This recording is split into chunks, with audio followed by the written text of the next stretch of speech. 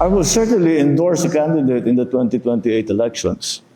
Who that is, I cannot tell you because even I don't know. So, maaga pa eh.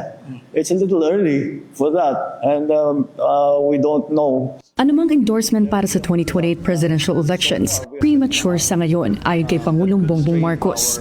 Ngayong ang political rival ng administrasyon ang nag-iisang nagdeklara ng kanyang presidential bid for 2028, ano kaya ang pagtingin ng Pangulo?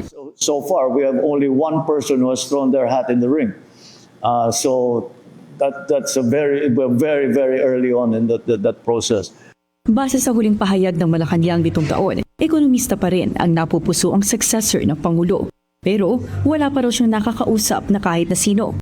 Bagaman may lumalabas na surveys less than 2 years before the elections, hindi raw sigurado ng Pangulo kung paano makakatulong ang mga ito dahil kahit interesting ang mga numero, masyado pa raw maaga para magsalita.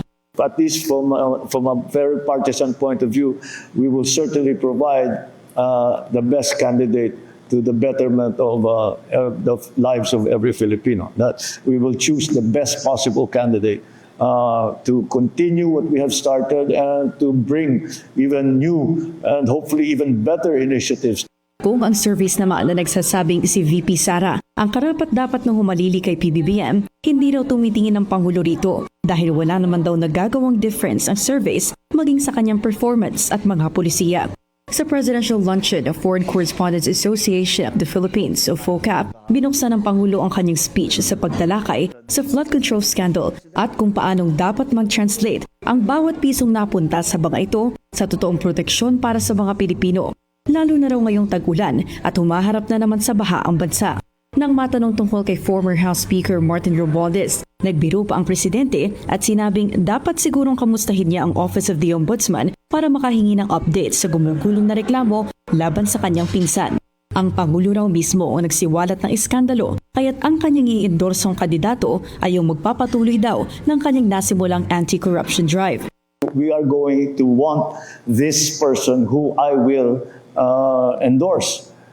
Because they are the best person for the future of the country and the continuing attention that we are giving to corruption, to wastage, to all of these problems that government faces. This is not something that you can stop. Because if you do stop, then we're back to the old system. May nag-iisang legasiya raw kasing gustong makamit ang Pangulo pagbaba niya sa pwesto, ang manumbalik ang tiwala ng publiko sa gobyerno at pagunlad ng bansa. Kung magtagumpay daw siyang magawa ang mga ito, sakalang daw niya masasabing his government has done a reasonably good job. I will certainly endorse a candidate in the 2028 elections. Who that is, I cannot tell you because even I don't know. So, maaga pa eh. It's a little early for that. And we don't know. Anumang endorsement para sa 2028 presidential elections, premature sa ngayon ayon kay Pangulong Bongbong Marcos. Ngayong ang political rival ng administrasyon ang nag-iisang nagdeklara ng kanyang presidential bid for 2028, ano kaya ang pagtingin ng Pangulo? So far, we have only one person who has thrown their hat in the ring. So, that's we're very early on in that process. Base sa huling pahayag ng Malacanang nitong taon, ekonomista pa rin ang napupuso ang successor ng Pangulo. Pero wala pa raw siyang nakakausap na kahit na sino. Bagaman may lumalabas na surveys less than 2 years before the elections, hindi raw sigurado ng Pangulo kung paano makakatulong ang mga ito dahil kahit interesting ang mga numero, masyado pa raw maaga para magsalita. At least from a very partisan point of view, we will certainly provide the best candidate to the betterment of the lives of every Filipino. That we will choose the best possible candidate to continue what we have started and to bring even new and hopefully even better initiatives. Kung ang service naman na nagsasabing si VP Sara ang karapat-dapat na humalili kay PBBM, hindi raw tumitingin ng Pangulo rito dahil wala naman daw nagagawang difference ang surveys maging sa kanyang performance at mga pulisiya. Sa Presidential Luncheon of Foreign Correspondents Association of the Philippines o FOCAP, binuksan ng Pangulo ang kanyang speech sa pagtalakay sa flood control scandal at kung paanong dapat mag-translate ang bawat pisong napunta sa banga ito sa totoong proteksyon para sa mga Pilipino. Lalo na raw ngayong tag-ulan at humaharap na naman sa baha ang bansa. Nang matanong tungkol kay former House Speaker Martin Romualdez, nagbiro pa ang presidente at sinabing dapat sigurong kamustahin niya ang Office of the Ombudsman para makahingi ng update sa gumugulong na reklamo laban sa kanyang pinsan. Ang Pangulo raw mismo ang nagsiwalat ng iskandalo, kaya't ang kanyang i-endorsong kandidato ay yung magpapatuloy daw ng kanyang nasimulang anti-corruption drive. We are going to want this person who I will endorse.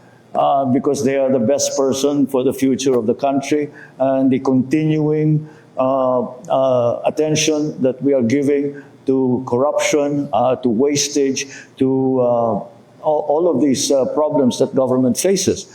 This is not something that you can stop. Because if you do stop, then we're back to the old system. May nag-iisang legasiya raw kasing gustong makamit ang Pangulo pagbaba niya sa pwesto, ang manumbalik ang tiwala ng publiko sa gobyerno at pagunlad ng bansa. Kung magtagumpay daw siyang magawa ang mga ito, sakalang daw niya masasabing his government has done a reasonably good job. I will certainly endorse a candidate in the 2028 elections. Who that is, I cannot tell you because even I don't know. So, maaga pa eh. It's a little early for that. And we don't know. Anumang endorsement para sa 2028 presidential elections, premature sa ngayon ayon kay Pangulong Bongbong Marcos. Ngayong ang political rival ng administrasyon ang nag-iisang nagdeklara ng kanyang presidential bid for 2028, ano kaya ang pagtingin ng Pangulo? So far, we have only one person who has thrown their hat in the ring. So that's we're very, very early on in that process. Base sa huling pahayag ng Malacanang nitong taon, ekonomista pa rin ang napupuso ang successor ng Pangulo. Pero wala pa raw siyang nakakausap na kahit na sino. Bagaman may lumalabas na surveys less than 2 years before the elections, hindi raw sigurado ng Pangulo kung paano makakatulong ang mga ito dahil kahit interesting ang mga numero, masyado pa raw maaga para magsalita. At least from a very partisan point of view, we will certainly provide the best candidate to the betterment of the lives of every Filipino. That we will choose the best possible candidate to continue what we have started and to bring even new and hopefully even better initiatives. Kung ang surveys naman na nagsasabing si VP Sara ang karapat-dapat na humalili kay PBBM, hindi raw tumitingin ng Pangulo rito dahil wala naman daw nagagawang difference ang surveys maging sa kanyang performance at mga pulisiya. Sa Presidential Luncheon of Foreign Correspondents Association of the Philippines o FOCAP, binuksan ng Pangulo ang kanyang speech sa pagtalakay sa flood control scandal at kung paanong dapat mag-translate ang bawat pisong napunta sa mga ito sa totoong proteksyon para sa mga Pilipino, lalo na raw ngayong tag-ulan at humaharap na naman sa baha ang bansa.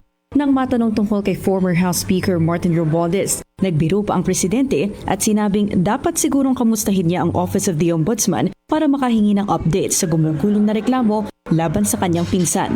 Ang Pangulo raw mismo ang nagsiwalat ng iskandalo, kaya't ang kanyang i-endorsong kandidato ay yung magpapatuloy daw ng kanyang nasimulang anti-corruption drive.